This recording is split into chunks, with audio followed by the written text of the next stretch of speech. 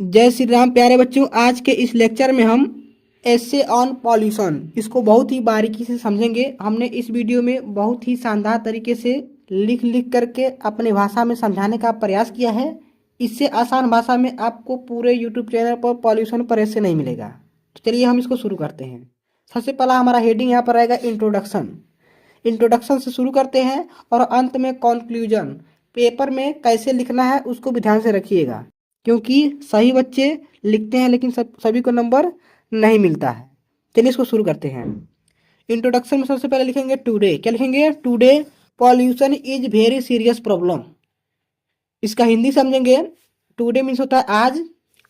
Pollution, pollution मतलब प्रदूषण। Is मतलब है, ए मतलब एक, वेरी मतलब बहुत, सीरियस मतलब गंभीर, प्रॉब्लम मतलब समस्या।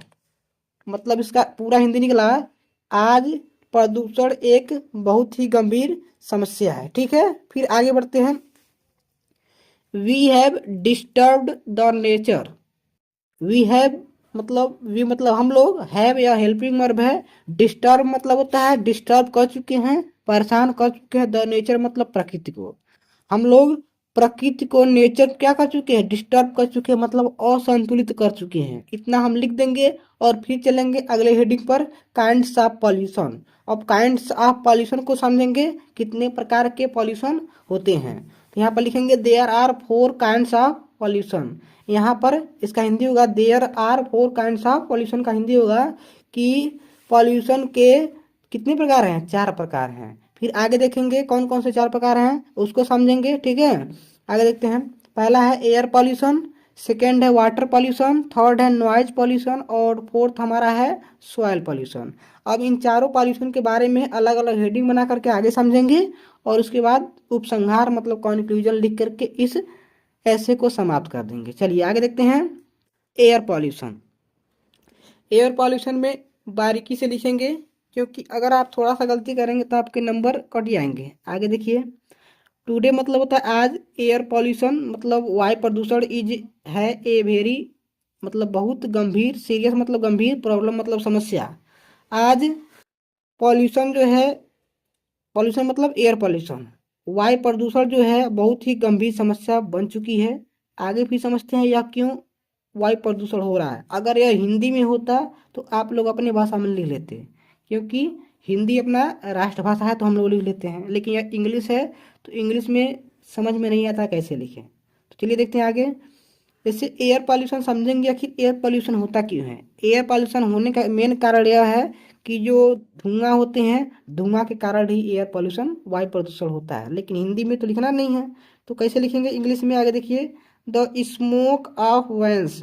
वैन्स मतलब होता है मोटर गाड़ियाँ। वैन्स मतलब मोटर गाड़ियाँ, वैन होता तो मोटर गाड़ी और यस जुटा है तो मोटर गाड़ियाँ, मतलब बहुवचन हो जाएगा, प्लूरल फॉर्म हो जाएगा। एंड अदर थिंग्स और अदर वस्तुओं की are main reason of air pollution. क्या है? मेन कारण है किसके? एयर पॉल्यूशन की। मतलब वायु प्रदूषण के मेन मेन रीजन कौन से हैं?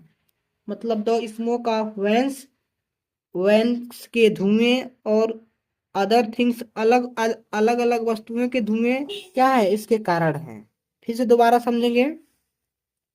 जो मोटर गाड़ियों के धुएं हैं, इसके अलावा जो भी जिस भी चीज़ में धुएं निकलते हैं, उनके जो धुएं हैं उनके वजह से क्या होता है? वायु प्रदूषण होता है। फिर चलते हैं अगले हेडिंग पे, वाटर पॉल्यूशन को समझते हैं। इस हेडिंग को देखेंगे, दूसरे हेडिंग को water pollution.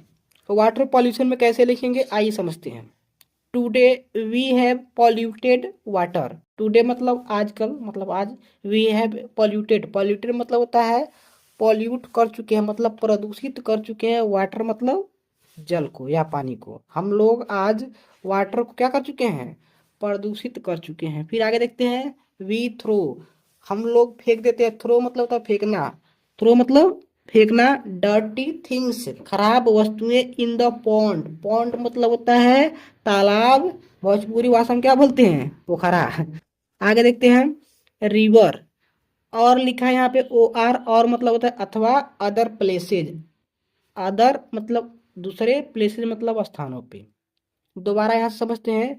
We throw dirty things, हम लोग खराब वस्तुएं फेंकते हैं कहाँ पे? इन द पॉन्ड, तालाब में, रिवर नदी में, और अदर प्लेस या अलग अलग जो पानी वाले जगह होते हैं वहाँ पे। मतलब जो भी पानी वाले प्लेस है, रिवर है, मतलब नदी है, तालाब है, और समुद्र वगैरह जो भी हैं, बड़े बड़े छोटे मोटे जो भी हैं, उसमें हम लोग क्या फेंकते हैं, डर्टी थिंग्स, खराब वस्तुएं फेंकते हैं। इसी के कारण क्या होता है, वाटर पॉल्यूशन होता है। आगे देखते हैं, it is main reason of water pollution. यही क्या है, मेन मुख्य कारण है किसके, वाटर पॉल्यूशन की। वाटर पॉल्यूशन की क्या कारण है कि हम लोग जाते हैं तो नदी, पोखरे, तालाब में खराब खराब चीज़ों को फेंक देते हैं, वही कारण है कि वाटर पॉल्यूशन आजकल हो रहा है। ठीक है, आगे देखते हैं, नॉइज पॉल्यूशन को देख लेते हैं। Today noise pollution is really very dangerous for human. इसका हिंदी समझेंगे, आज, टुडे मीन्स आज, नॉइज पॉल्यूशन इज है रियली, वास्तव में, वेरी डेंजरस, बहुत खतरनाक, फॉर ह्यूमन मतलब इंसानों के लिए।